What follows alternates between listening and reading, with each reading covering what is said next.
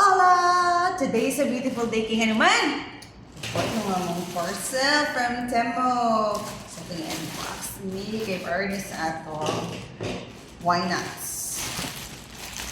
So excited. Ay! This is it, pancit.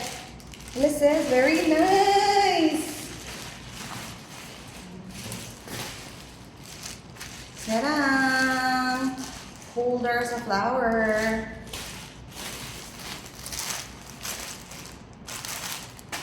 Among live karon. Yan.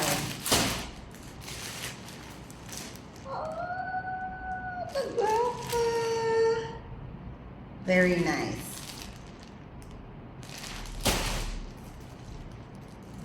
Mo din siyang floral tape. Floral tape. Another yarn. Yarn. Taghang yarn. Yarn. Hala. Asan itong puan? Murag na rose. Nabudol sa net sa sticks.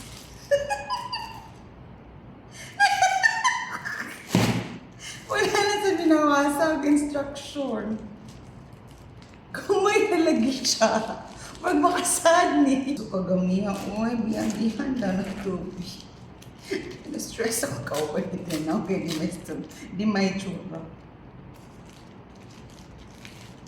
Managod to sa temple.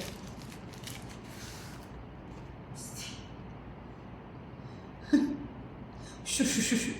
Pero kasi hindi ay magamit kaya pa naman na. Wait lang. What happened?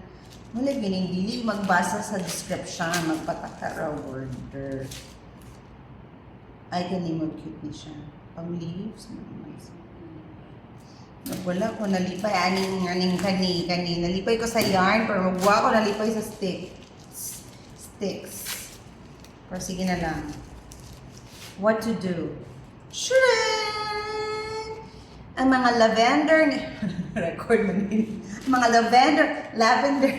Ang mga lavender mga good ni nga flower nga dapat na mo i-assemble. And dapat ang stick na among gi-order kay tagay ragukuan ng stick be.